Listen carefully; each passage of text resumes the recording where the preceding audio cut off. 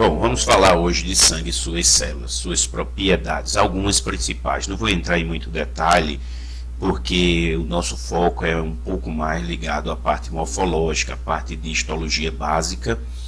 E aí não vou falar, por exemplo, de alguns detalhes que são vistos mais numa disciplina mais apropriada para a hematologia, né?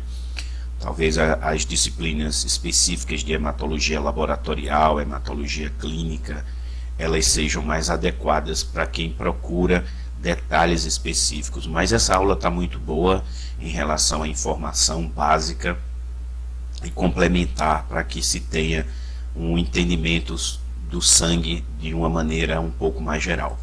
Bom, a gente sabe que sangue é um desmembramento ou uma especialização do tecido conjuntivo.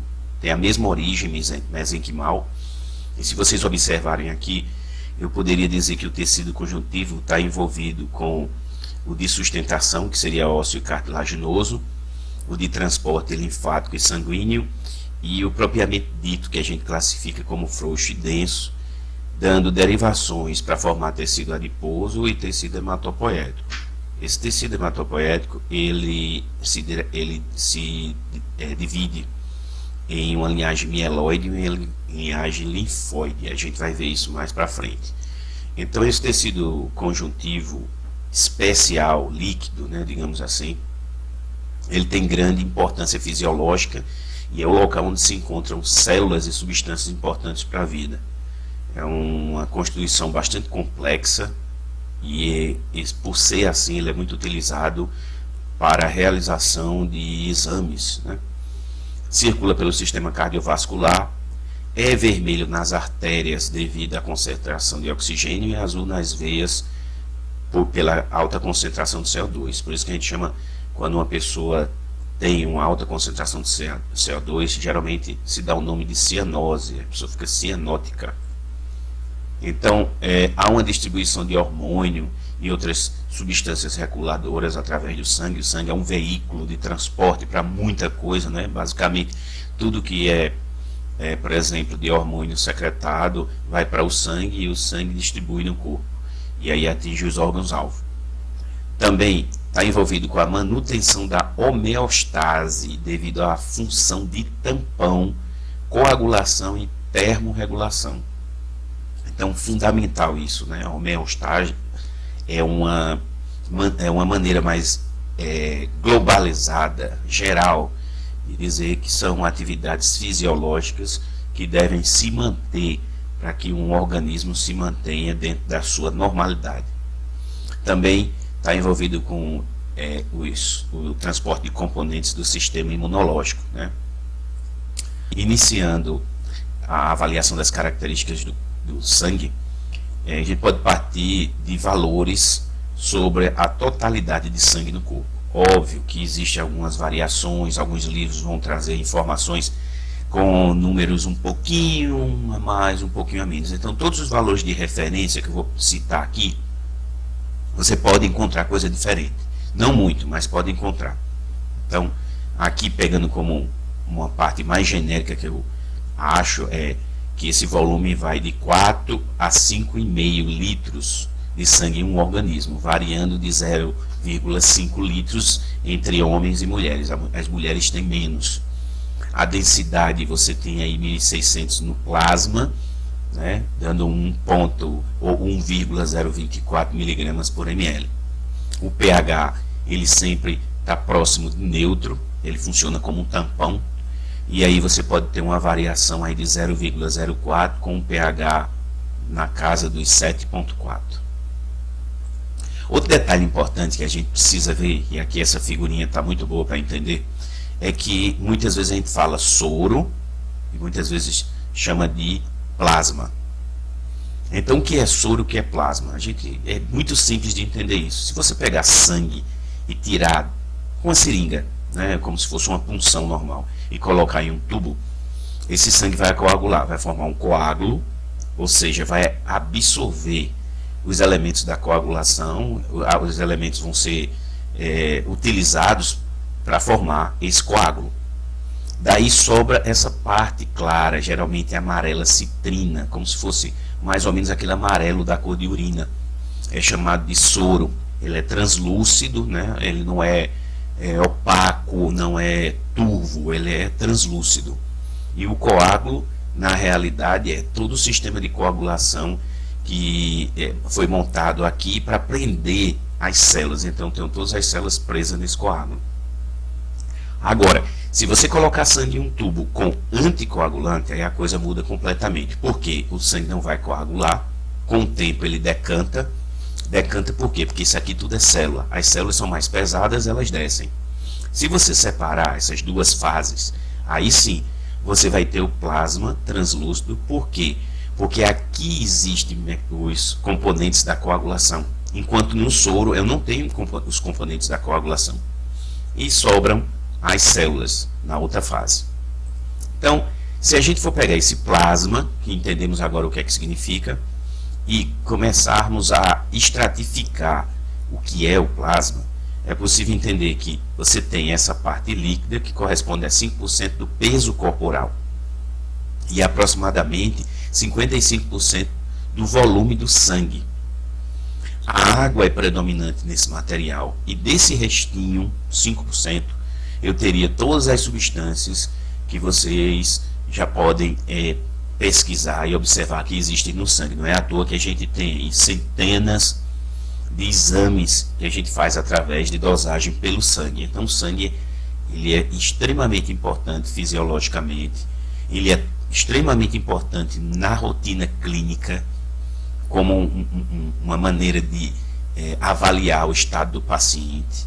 Ele é importante na distribuição de material, de moléculas. E quando a gente vem para os elementos figurados, que são as células, aí a coisa ainda é muito mais interessante, porque você tem aí as células como os eritrócitos, que são as hemácias que fazem o transporte de gases, os leucócitos, que são células que a gente chama de glóbulos brancos, que fazem a parte imunológica, os trombócitos, que fazem participam da coagulação, que são as plaquetas, e essa parte sólida, digamos assim, do sangue, ela corresponde a 3%, enquanto o plasma 5% do peso corporal, e 45% do volume do sangue. E aí a gente chama isso de hematócrito. Vou falar já já. Daí, o que seria esse hematócrito? Esse hematócrito se eu pegasse o sangue, colocasse em um tubo coagulando e deixasse ele decantar, óbvio, a gente já viu, ficam duas fases. Dessas duas fases, eu teria uma parte bem grande, correspondente às hemácias, aos eritrócitos, e um anelzinho pequenininho aqui, que dificilmente você consegue enxergar, que é a camada leucocitária, com aproximadamente 1% misturado com as plaquetas. O que é que acontece? Se espera que esse hematócrito gire em torno de 42% a 47%. Inclusive aqui a gente viu 45%. Então, como eu estou dizendo, esses valores podem variar um pouco.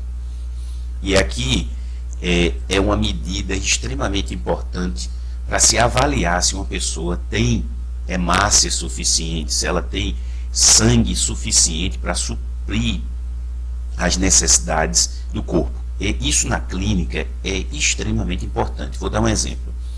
Pacientes que tiveram alguma hemorragia por diversos motivos, traumatizados por um acidente automobilístico, por exemplo, ou um tiro, ou um corte por algo perfurante, e ele passou tempo perdendo sangue, ao chegar no atendimento emergencial, a primeira coisa que deve se avaliar é se ele tem sangue suficiente.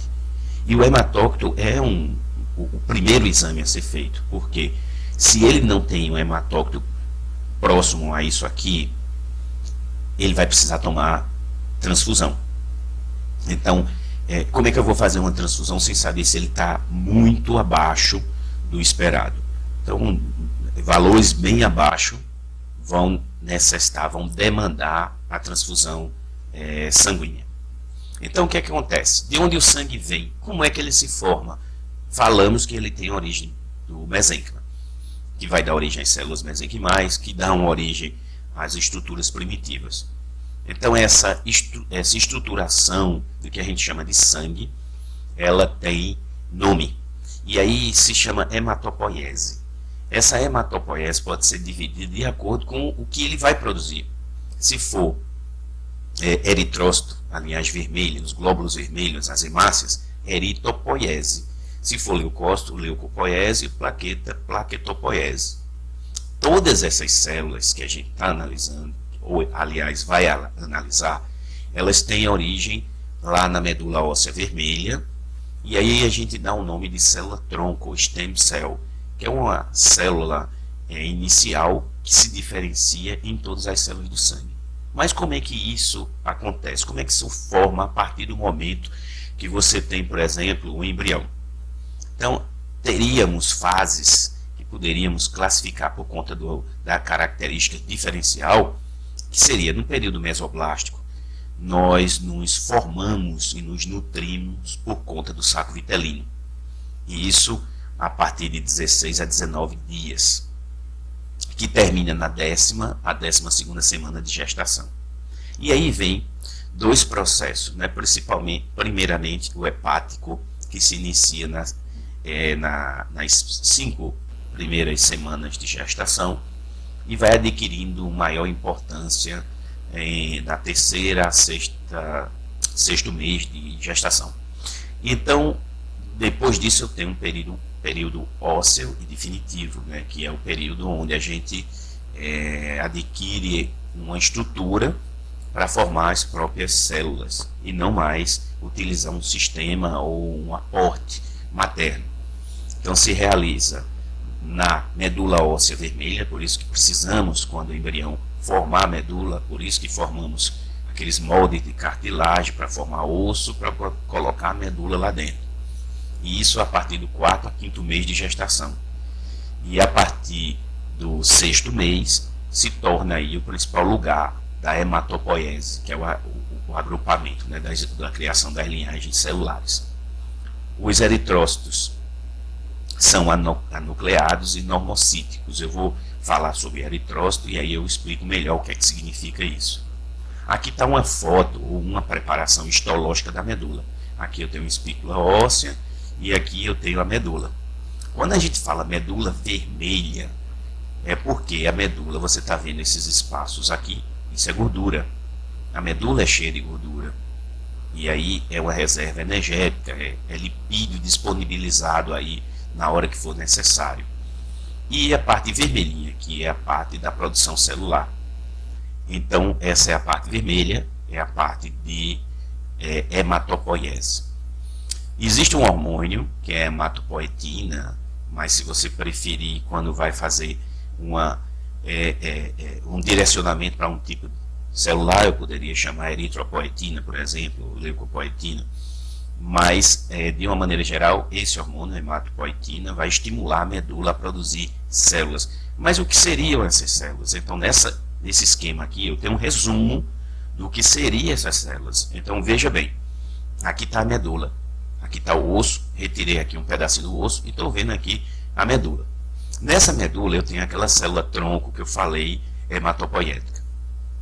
E essa célula ela vai diferenciando até chegar em uma célula que pode se diferenciar na linhagem linfóide e mieloide.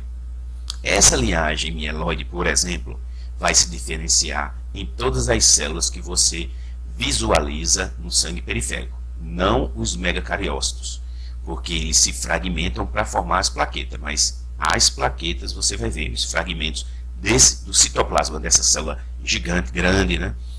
Aparecendo no sangue periférico. Eu chamo sangue periférico que está fora da medula óssea. É o sangue que está circulando nos vasos. Aqui eu tenho a linhagem linfóide, que vai se diferenciando e formando linhagens de linfócito T, linfócito B, NK, células dendríticas. Assim como eu vou ter mais algumas células que vão dar origem a outra linhagem, que não é o caso do que a gente está estudando agora, né? Como um adipócito, osteoblasto, por aí vai. Então, na realidade, eu tenho várias células aí. Como eu falei, essa é uma aula de sangue, mas uma aula mais com um foco inicial. Eu não vou detalhar célula por célula da parte mieloide. Você vê que aqui, olha, as células vão se diferenciando, até atingir as células que estão no sangue circulante. Então, ó, eu tenho na medula óssea uma quantidade muito grande de tipos celulares. E aí, quando a gente vai fazer uma análise de sangue periférico, a gente chama de hemograma. Quando a gente vai fazer da parte medular, a gente chama de mielograma. Aqui é a célula-tronco, hematopoética.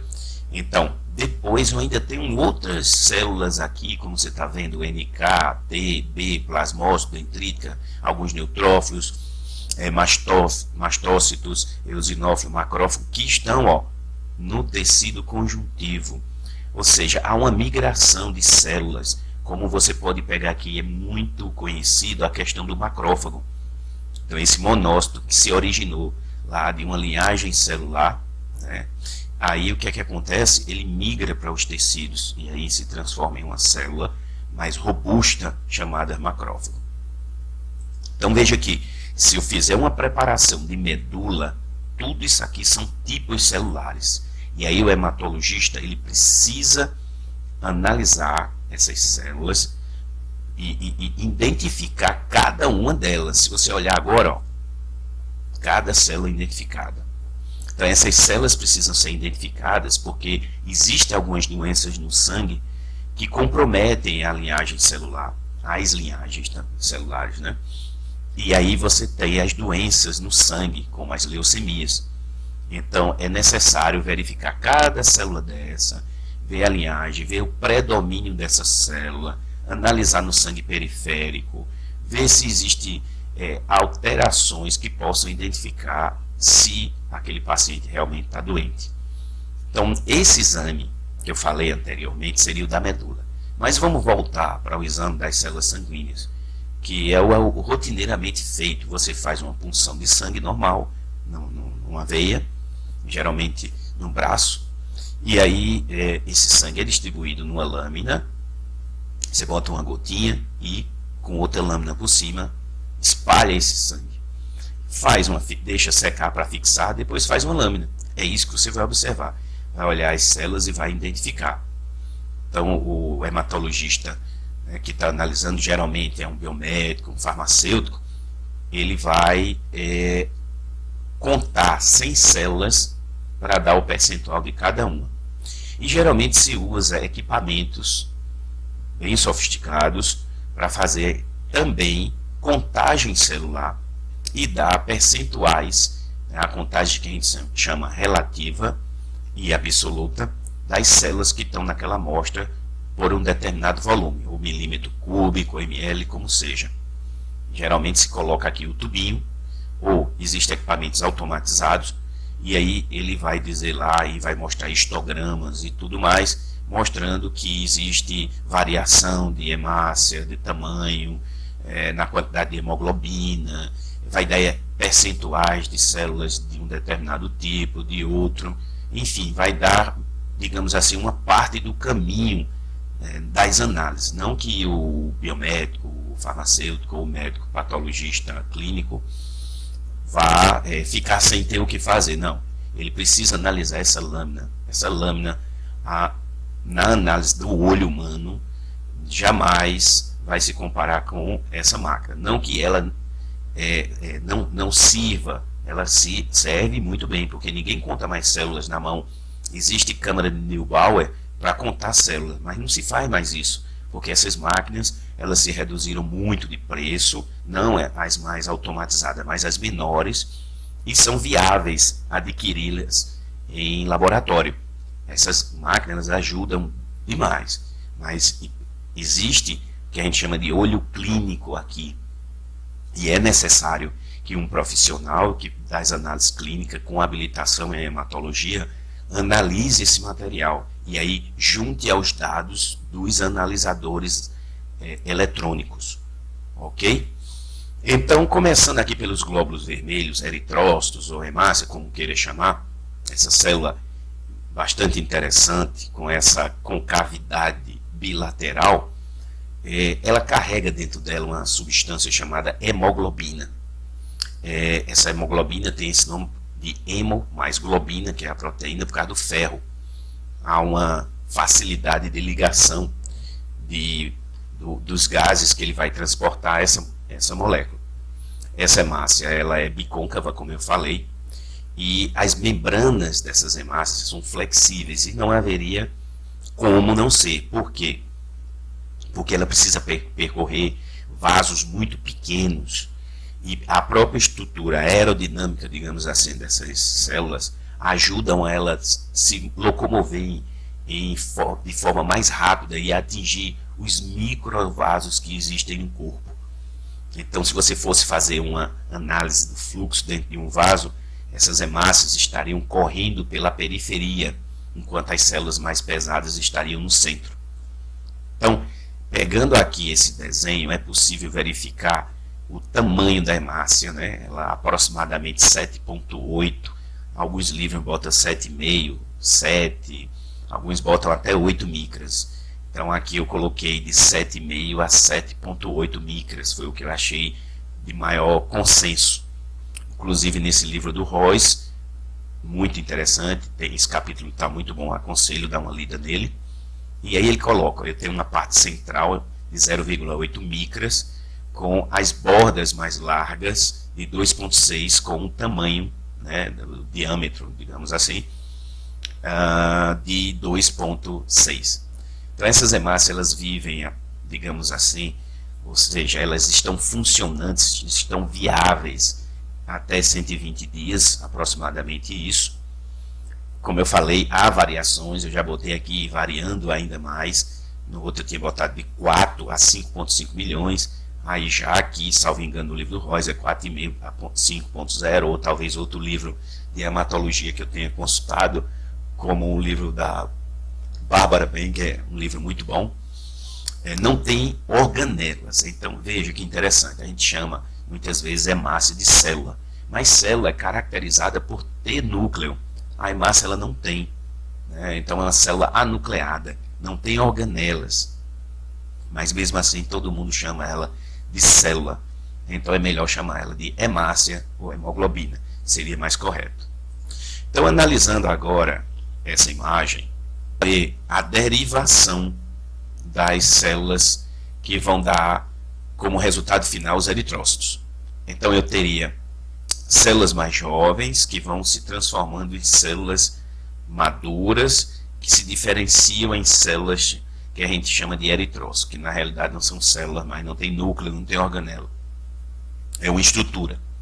Daí eu poderia dizer o seguinte, se a gente fosse pegar a célula mais primitiva dessa linhagem, eu teria os proeritroblastos, depois os eritroblastos basofílicos, os eritroblastos policromatófilos, eritroblasto ortocromático. Você vê que ele vai fechando o núcleo dele. Geralmente as células são assim, quando elas vão amadurecendo, elas vão perdendo nucleolo, elas vão ficando menores. Aí existe a célula que, digamos, ela está quase no ponto de ser a célula final diferenciada, ou os eritrócitos, que são chamados reticulócitos, até se formar os eritrócitos. Então, muitas vezes a gente vê aí o recém-nascido tomando banho de luz, ou esperando na incubadora uma maturação, digamos assim, da própria medula, ou nasceu com algum tipo de problema na formação da linhagem celular. E aí é muito comum se encontrar, por exemplo, reticulócitos no sangue periférico, e ele não deveria aparecer, né? Os eritroblastos ortocromáticos. Então, cada vez que você vai voltando aqui nesse tipo de diferenciação celular, vai piorando a situação. Então, o ideal é quando o bebê, o recém-nascido, digamos assim, ele realmente esteja a termo, esteja pronto, ele só tem eritrócito circulando. Mas aí existe uma série de problemas, uma série de doenças, como a eritroblastose fetal, onde a lise das hemácias libera a hemoglobina, que dá esse pigmento amarelado que a gente chama de ictérico. Então a criança pode estar ictérica por conta das lises das hemácias no corpo dele, que está deixando o quê? Ele amarelado.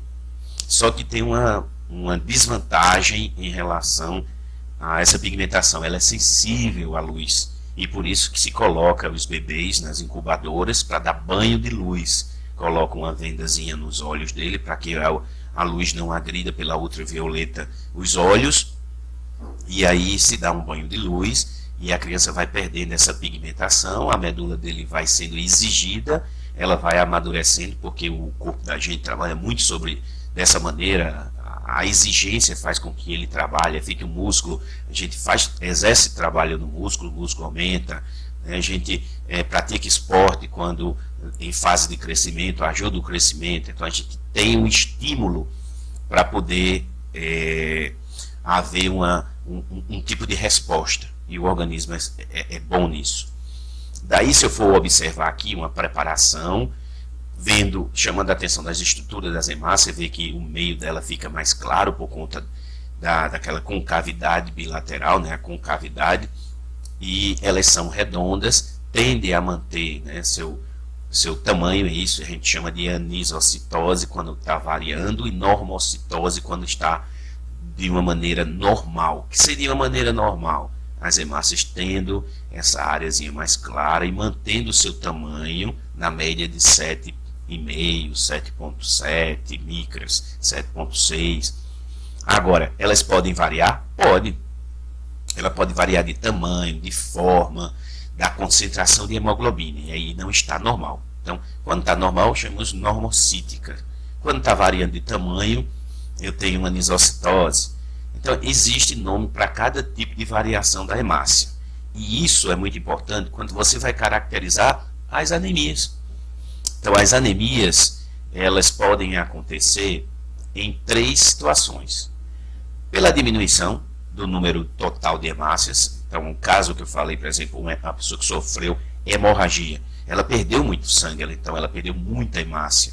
E aí ela está anêmica por conta da diminuição de hemácias, que podem ser reconstituídas com mais facilidade, digamos assim, entre aspas, fazendo a transfusão.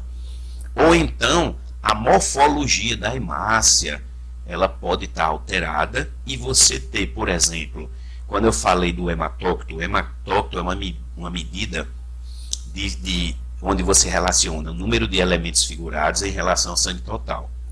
Existe uma média aí, mais ou menos, que se considera que o hematócrito normal está em média aí de 45%. Então, eu posso ter um hematócrito normal, por exemplo, numa anemia falciforme. A anemia falciforme, as hemácias estão deformadas, e aí ela não consegue fazer o transporte de gases adequadamente. Eu posso ter um hematócrito, por exemplo, de 45, mas eu não tenho um transporte. Então, isso é um exemplo de uma anemia por conta da morfologia da hemácia. E também eu posso ter problemas com a hemoglobina. Eu posso ter hemácias com deficiência de hemoglobina. Eu posso ter hemácias pequenas que não carregam muita coisa. Então, isso eu posso ter anemias. Não vou entrar em detalhe de anemia, porque tem um universo de coisas para falar aí, inclusive da própria molécula da hemoglobina alterada. Então, isso aí seria mais para uma aula de hematologia clínica, que quem sabe um dia eu possa colocar algumas aqui no canal. Mas agora, mostrando essa outra foto, você vê aí, ó, hemácias normais, redondas, bicôncavas, já começo a ter aqui do lado uma hemácia diferente, em forma de gota, chamada dacriócitos, ou drepanócito, em forma de foice, né? Aquela da anemia falciforme. Posso ter acantócito, ela aqui, ó, meio enrugada, esquizócitos, e por aí vai. Então, até hemácias que ainda tem resíduos dentro dela, como, por exemplo, aqui, ó, corpúsculos de Heinz, pontos basofílicos, ou basófilos, corpúsculos de Howe-Jolly. Então, quer dizer, as hemácias, além de ser tão importante pelo transporte de gases da gente, crucial, né? Ainda tem esse detalhezinho de você ter doenças como a anemia ou como algumas doenças genéticas que podem estar envolvidas nesse tipo de formação de hemácia. E uma coisa interessante e extremamente utilizada e importante é o sistema ABO. Muita gente se confunde para entender o sistema ABO. Mas para entender o sistema ABO, a gente começa fazendo o seguinte. A gente vai aqui nesse sangue AB. O sangue AB é um sangue chamado de receptor universal. Ele pode receber sangue do tipo A, do tipo B, do tipo AB e do tipo O. E a gente tem um doador universal, que pode doar, né, para A, B, AB e O. Só que existe sangue que só pode receber, por exemplo, o sangue tipo A. Ele só pode receber sangue de quem? Ele pode doar para o A, o próprio A, obviamente, e para o AB. E só pode receber de A e de O. Aí você pergunta, mas por quê? Porque existe, se a gente for observar aqui, ó, voltando, eu tenho na superfície da hemácia, eu tenho um antígeno A, por isso que ele é caracterizado tipo A. Mas no soro eu tenho um anticorpo sérico anti-B. Ou seja, se eu colocar sangue B para quem é A, o anti-A vai atingir, vai hemolizar, vai lisar as hemácias, porque ele tem anti-B. E se for o inverso, se eu tenho um sangue A e recebo B, eu tenho no B o anticorpo anti-A, que vai agir contra os antígenos de superfície das hemácias no sangue A. Então, quando você faz transfusão, você recebe a hemácia, por exemplo, um concentrado de hemácias.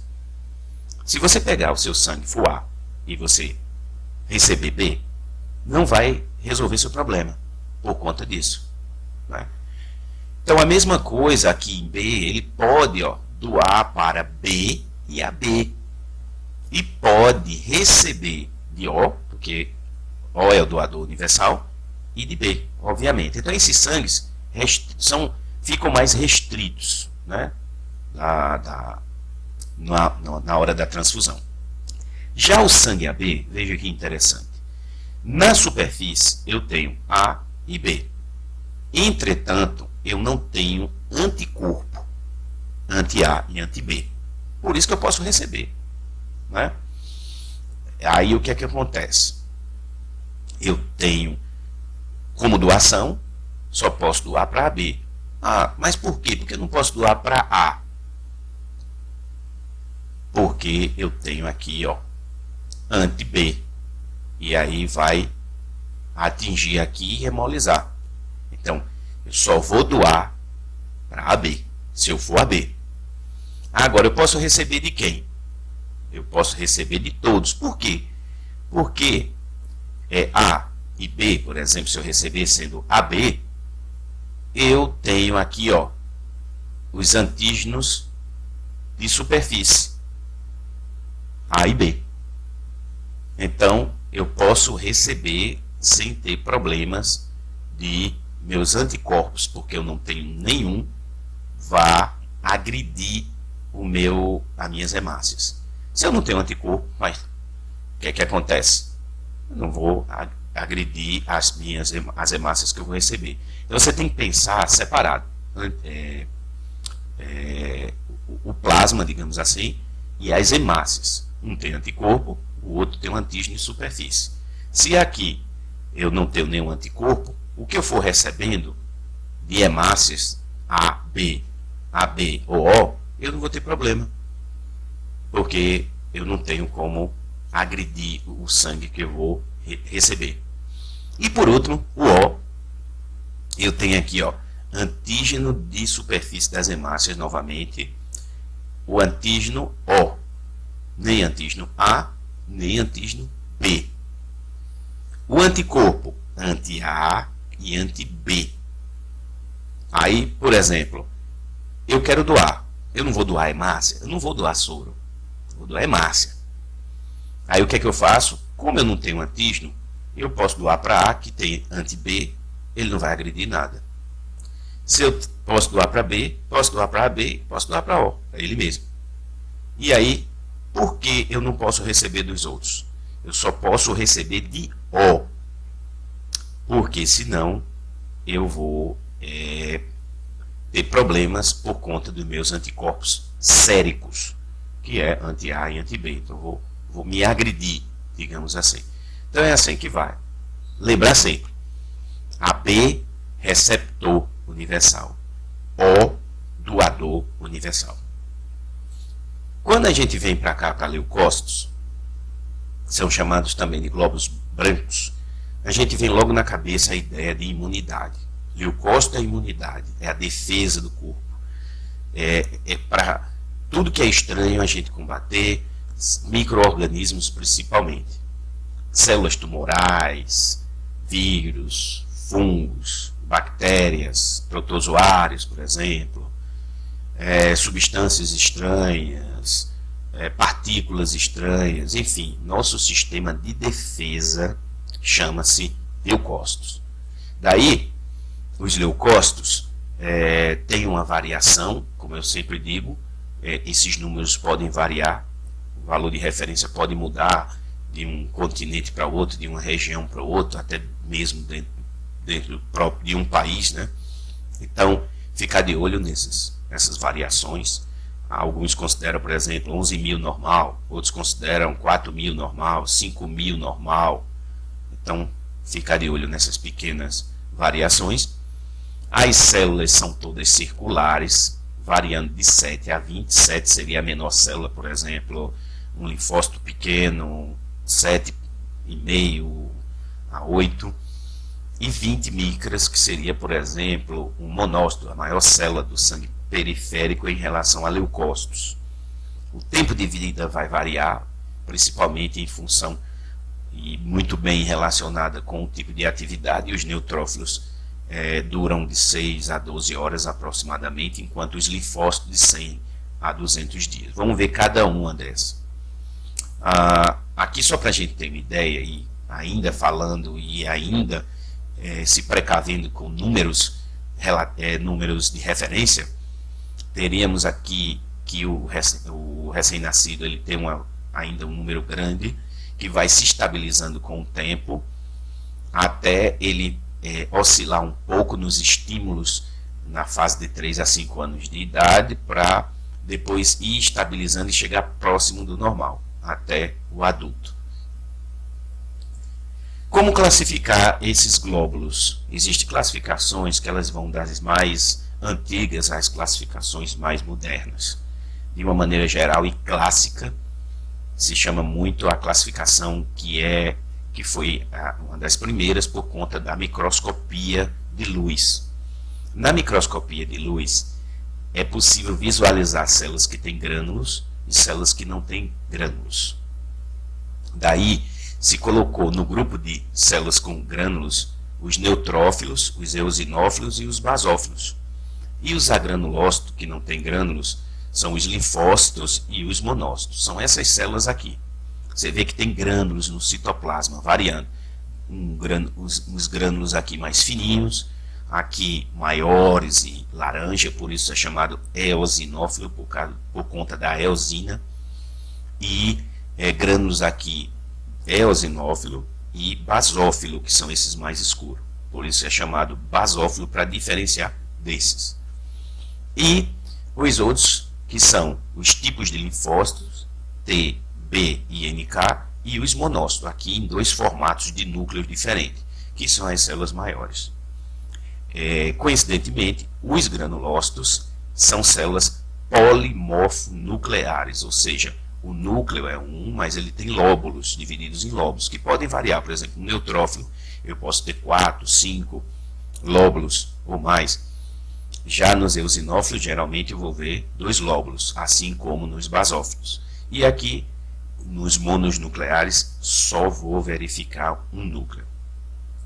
Então, indo para os neutrófilos, essa célula granulada, que a gente vê aqui numa preparação, ó, é a primeira linha de defesa. Essas células estão muito ligadas a infecções bacterianas, eles aumentam rapidinho. Mas não somente isso, os processos inflamatórios e muitos outros processos de doenças e agressões ao corpo, que geram, por exemplo, inflamação, sempre você vai ter participação dos neutrófilos. São células girando em torno de 10 a 12 micras, com um número aproximado, alertando novamente, 2.500 a 6.000.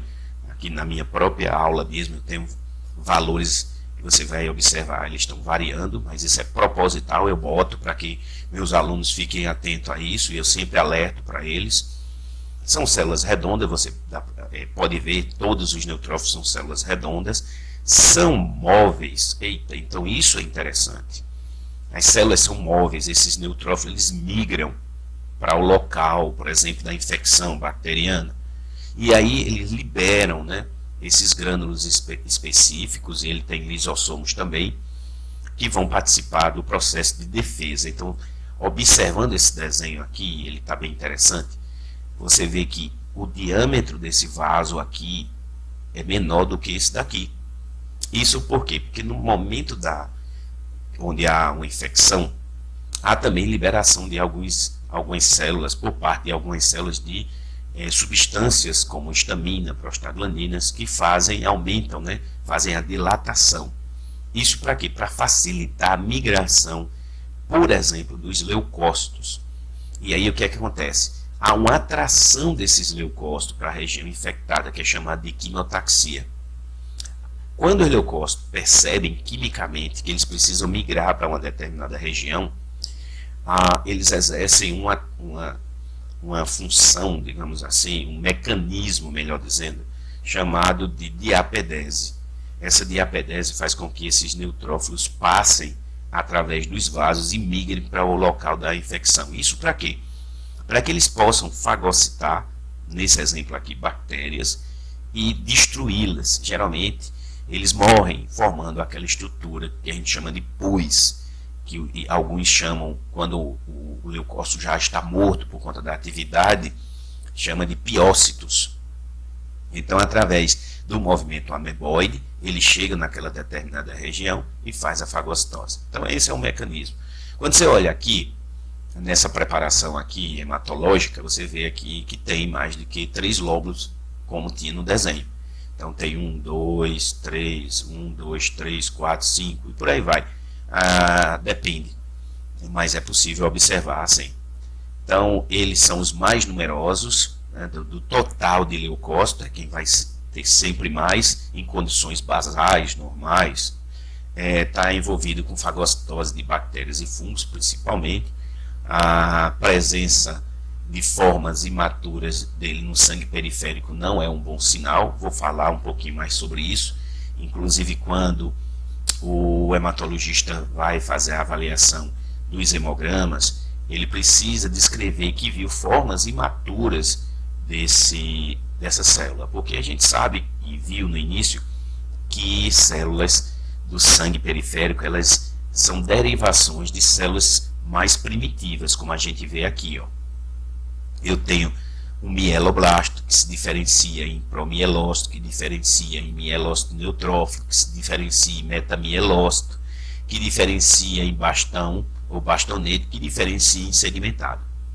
Veja, aqui ele está dizendo, ó, mitose e diferenciação, e aqui um amadurecimento. O que é que isso quer dizer? Quer dizer que a medula a célula-tronco vai se diferenciando e vai lançando essas células que vão passando por um processo de amadurecimento, diferenciação e amadurecimento.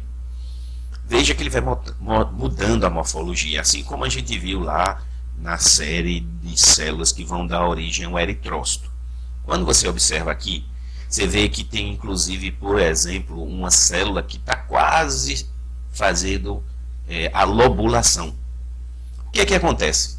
A célula que deve estar no sangue periférico é essa, em grande número. Essa pode ou não aparecer em uma amostra de sangue. Existe, dentro dos valores normais, a presença considerada normal. Se você vê 1% disso daí, até 2%, dependendo, é normal, até 3%, depende da região. O que é que acontece? Se eu pego uma pessoa que está com queixa, por exemplo, uma dor no hipocôndrio direito, aquela dor forte, que ao tocar o paciente grita. Na suspeita, por exemplo, de uma apendicite, eu vou verificar os sinais clínicos, e ao ver o sinal clínico, eu vou ter que fazer um hemograma desse paciente. Então esse paciente vai dar uma leucocitose, que é o aumento dos leucócitos, e vai dar uma neutrofilia, que é o aumento dos neutrófilos. Esse aumento dos neutrófilos podem, né, esse conjunto pode ser somado a uma informação bastante interessante, que é a presença de células mais jovens, mostrando que a medula está produzindo muita célula e não está deixando amadurecer, porque a infecção é muito forte. O que é que acontece? Ou a inflamação, ou o processo é muito agudo. E aí o hematologista vai colocar lá que tem uma leucocitose com uma neutrofilia e com desvio à esquerda. Desvio à esquerda é presença de bastões em grande número e até mesmo de meta, que a gente chama metamielócito. A presença dessas células jovens vai dar para mim a característica de um processo agudo e sério que precisa ser imediatamente cuidado. E aí, além de tudo isso, eu vou observar também que esses grânulos eles podem ficar mais escuros, mais grosseiros, e isso também é relatado no hemograma. Então esse quadro é um quadro de inflamação aguda, forte, que deve ser imediatamente tratado. Então o médico vai pegar aquele resultado do hemograma, vai pegar a análise, o exame clínico que ele fez, e aí ele vai decidir o tipo de tratamento. Geralmente, no caso de uma apendicite, vai ter que ser cirurgia. Aqui está uma preparação com vários bastões. Você vê que ele não é lobulado, diferente dos neutrófilos, e aí é por isso que esse nome bastão, ou se chama também bastonete, é uma derivação da célula primitiva, que vai depois formar o neutrófilo. O eosinófilo é uma célula bastante interessante, que tem esses grânulos laranja. É mais fácil de você, numa preparação boa, numa coloração boa, identificar de longe, digamos assim. É uma célula fácil de identificar. Ela tem um tamanho aproximadamente de 9 a 12, né? Então fica ali próximo quase do tamanho do neutrófilo. E em números absolutos, ela vai, o que a gente consideraria normal, de 200 a 400 por ml, células, né?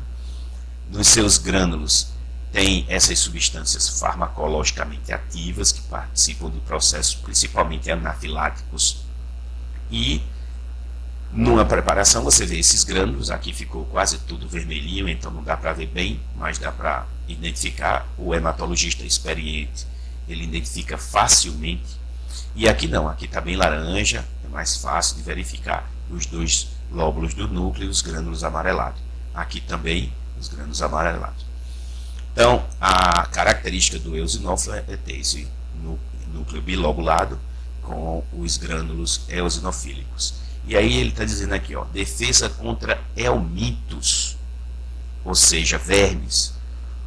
Então, uma eosinofilia, toda vez que a gente aumenta o número de células, a gente usa essa terminação, eosinofilia, neutrofilia, basofilia, e quando diminui, leucopenia, neutropenia, eosinopenia.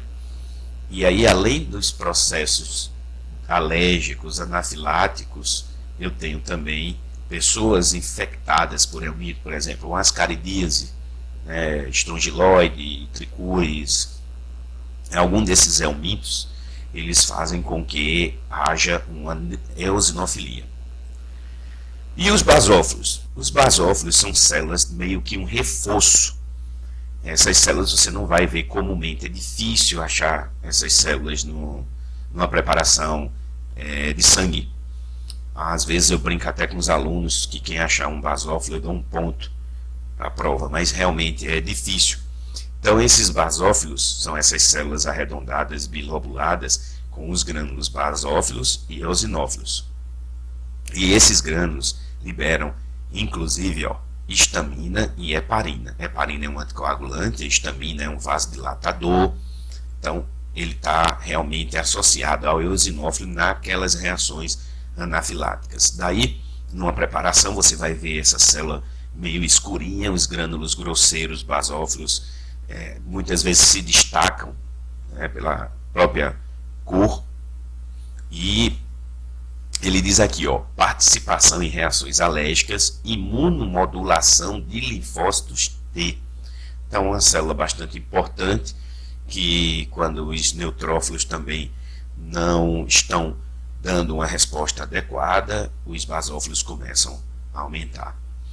Os monócitos, a maior célula que tem entre eles, é essa célula grande aqui de aproximadamente 20 micras, que vem lá da linhagem também até chegar a formar monócito. Posso ter ele assim com um núcleo mais riniforme, em forma de rim, com uma cromatina mais frouxa, mais aberta, enquanto também eu posso ter um núcleo um pouco mais arredondado, com a cromatina ainda mais aberta, um citoplasma mais basofílico, um pouco mais opaco. Então é uma célula extremamente importante, mas é uma célula de resposta secundária. Então você vai ter primeiro, por exemplo, uma neutrofilia, uma linfocitose, para depois ter algum envolvimento com essa monocitose, né? Eles migram para o tecido conjuntivo e lá se tornam macrófagos, que são células extremamente importantes. Tem lá na nossa aula de tecido conjuntivo células falando dele. E você encontra no citoplasma dele lisossomos, onde tem esses grânulos azurófilos. Então esses monócitos eles estão nos tecidos, na forma de macrófagos, e eles são células que fagocitam e matam, por exemplo, protozoários, bactérias, vírus, células senescentes, e faz ainda a apresentação de antígenos para o linfócito. Ele tem aí uma média entre 200 a 700 células por milímetro cúbico, e é uma célula que também se destaca pelo tamanho, né? Célula bastante interessante. E os linfócitos?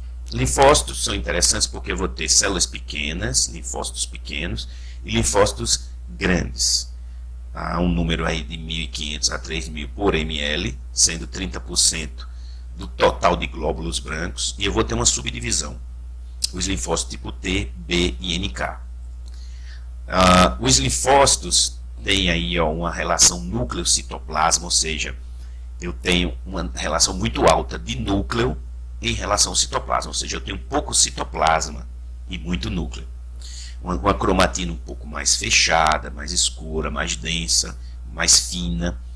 E aí o tamanho desses é considerado pequenos, 7 micra, onde eu vou ter também linfócitos do tipo B, simplesmente porque esses linfócitos foram inicialmente estudados em aves, e utilizando a bolsa de Fabrício das aves. E aí ficou o nome linfócito B. Eles estão relacionados à imunidade humoral. A gente tem imunidade celular, que são as células de memória, e tem a imunidade humoral, que é a produção de imunoglobulinas. Então essas células têm um envolvimento com isso. Por quê? Porque eles são ativados, os linfócitos B são ativados, e aí se transformam em plasmócitos. Esses plasmócitos são as células que produzem anticorpos, também chamados células de memória, célula de memória humoral. Existe um órgão, que é o timo, que por ali os linfócitos T sofrem um melhoramento, digamos assim, um aperfeiçoamento, uma caracterização, né, e se diferencia. Esses linfócitos T, também citotóxicos, supressores e helper, sofrem essa maturação lá no timo, chamado também essa célula quando está lá de timócito, e é responsável por imunidade agora celular. Então linfócito B, imunidade humoral, linfócito T, imunidade celular a organismos estranhos. Então eu tenho aí tipos de linfócito como o CD8, o CD4, bastante utilizado na prática clínica para avaliar o estado imunológico de pacientes portadores do vírus da AIDS. Então, quando ele está com a síndrome, que é justamente AIDS, existe o portador do vírus que não está com AIDS e existe o portador do vírus que está com AIDS, ou seja, com os sintomas da doença, com a síndrome, a incidosa CD8 e CD4, para poder saber se essa imunidade dele está caída mesmo, para assim tomar as medidas para que mantenha esse paciente dentro de uma imunidade, que ele não venha a ter problemas como infecções que ficam em equilíbrio no corpo da gente, como uma simples candidíase, e aí ela se alastrar porque você não tem o seu sistema imunológico adequado. Tem muita coisa nisso daí, muita coisa. Eu estou falando aqui de uma maneira muito, mas muito resumida, porque o foco da gente não é, repito, explicar a questão de funcionamento de linfócito. Isso eu posso fazer e vou fazer em uma outra aula sobre sistema imune, a parte linfática e imunológica, mas agora é importante que a gente entenda que existem essas células e que a função delas, de uma maneira geral, né, falamos genericamente de cada uma. Então, falando do B e falamos do T, e agora vamos falar do NK.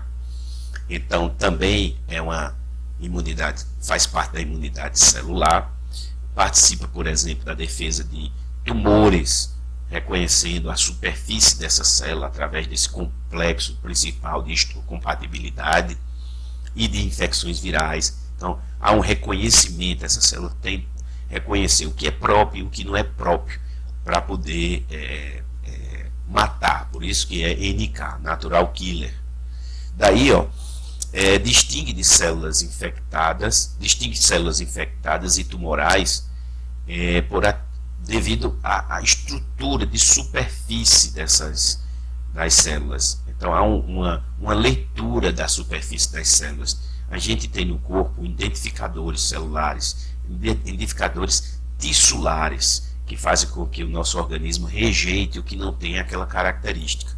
Então, por exemplo, quando ativadas essas células, há liberação de grânulos citotóxicos que destrói as células anormais. Então é uma célula bastante interessante, muito estudada, tem muita coisa aí. Se for fazer uma aula, por exemplo, de NK, existe assunto aí para fazer horas e horas de aula. Aqui eu botei essa foto mostrando um pouquinho de variação de cada célula. Veja, os neutrófilos, mais de 3 lóbulos, né? A variação dele. Então isso vai dar ao hematologista uma variedade a qual ele tem que reconhecer, porque ele foi treinado para isso. Os linfócitos, com as variações dele, às vezes até confundido com monócitos, né? E a gente sabe que tem linfócito pequeno e linfócito grande. Os monócitos, veja, então você precisa de um treinamento para ler entender essas variações, ler essas lâminas e inclusive reconhecer células imaturas. Então não é só simplesmente pegar a laminazinha lá e colocar no microscópio, precisa de treinamento específico para isso. Os basófilos aqui. E as plaquetas, que são aqueles fragmentos de citoplasma, né, dos megacariócitos, para participar do sistema de coagulação. Então é o que a gente chama da hemostasia, controle do sangramento. Então tem um papel também adicional de ajudar no reparo de tecidos lesionados, além de reparos no próprio vaso. O fator de crescimento derivado de plaquetas liberado pelos grânulos alfa estimula as células musculares lisas, né, músculo liso, e os fibroblastos a se dividir e permitir o reparo do tecido. Então veja que a plaqueta ela tem esses fatores, ela participa da coagulação, é uma célula de origem medular, porém, creio que em 2016 ou foi 2015, foi publicado também um artigo onde se relatou a produção de plaquetas nos pulmões. Bom, aí eu teria um valor de referência em torno de 140 a 400 mil plaquetas, né, por milímetro cúbico ou por ml, com um tempo de vida de aproximadamente 10 dias. A gente tem um sistema que capta as células que já estão em desuso e faz uma renovação. Isso acontece todo dia, o tempo todo no corpo da gente. Então, se pegar essa foto aqui, aqui tem mostrando uma eletromicrografia de varredura, mostrando um coágulo, aquele que eu mostrei no início, quando a gente colocou o sangue sem anticoagulante. E aí ele coagulou. Então, isso aqui é a rede de fibrina que foi formada como se fosse uma malha para que aprisionasse as células dentro dela. Então, isso é normal. A gente tem um sistema de reconhecimento aí em cascata que faz a coagulação e o sangue vai coagular. Existe uma coisa nos hemogramas também, quando se faz, que é contar as células a cada 100, existe um equipamentozinho que fica do lado do microscópio, o hematologista vai vendo as células e contando, ao final ele dá um apitinho quando chega em 100, daí você faz a descrição dos percentuais que achou, e quando você tem a contagem total de leucócitos, é só fazer a multiplicação para ter o valor absoluto. Então existe o valor de referência relativo e o valor de referência absoluto. Também não vou entrar em detalhes disso, porque está muito mais ligado à parte de interpretação de hemogramas, na disciplina de hematologia, é mais apropriada para isso. Mas é importante que reconheça que existe valores de referência relativos e absolutos.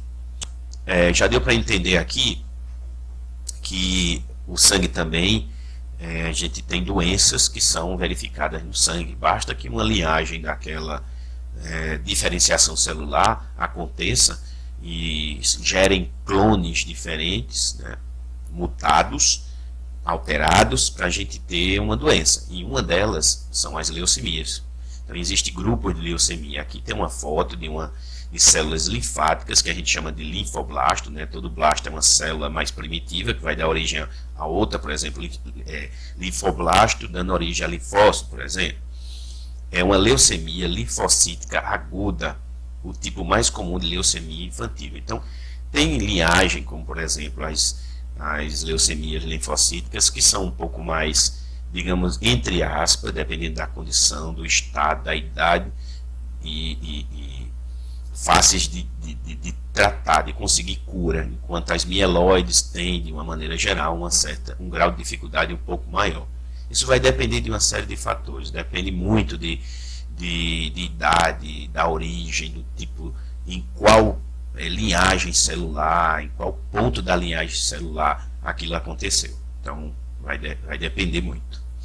Bom, era isso que eu tinha para falar sobre sangue. Como eu falei, não é uma aula de hematologia, é uma aula de histologia com foco em sangue. Falamos de uma maneira geral, bem geral, sobre cada célula, enfatizando morfologia e algumas funções dessas células. Eu vou postar futuramente uma aula um pouco mais detalhada sobre a parte hematológica, mas fica aqui essa parte de sangue que é muito utilizado, esse conteúdo é muito utilizado principalmente nos cursos de graduação da área de saúde. Todos eles estudam isso que eu mostrei aqui. Para quem quer ler um pouco mais, o que eu recomendo de leitura, como base inicial, o livro do Junqueira e Carneiro de Histologia. É um livro que tem esse assunto dessa maneira abordado, e para complementar ou para ficar melhor, você pode usar também o livro do Royce, que é um livro que eu gosto muito, acho muito bem elaborado, muito interessante. Tem outros livros? Tem outros livros, mas para esse tipo de aula eu acho que esses dois são suficientes. Obviamente que quanto mais você lê, melhor. Nunca vai perder nada, vai ser melhor. E para finalizar, se você ainda não se inscreveu no meu canal, inscreve lá, porque isso ajuda a gente. Dá um like nesse vídeo que você assistiu, tem um sininho lá que você também pode dar um clique nele, para quando sair vídeo novo você ser avisado, sai uma mensagenzinha para você. Você se inscrevendo para mim me ajuda muito, então eu peço, se possível, que faça inscrição e dê um like lá. Caso queira também me acompanhar em outras redes, você pode ir no YouTube, no Facebook, perdão, Professor Jacinto, o meu site que tem tudo lá, dos links que você pode me achar, que é o www.jacintocosta.com.br. Muitíssimo obrigado por ter assistido o vídeo, e se der um like também, e espero lhe ver ou contar com você em um novo vídeo. Sucesso!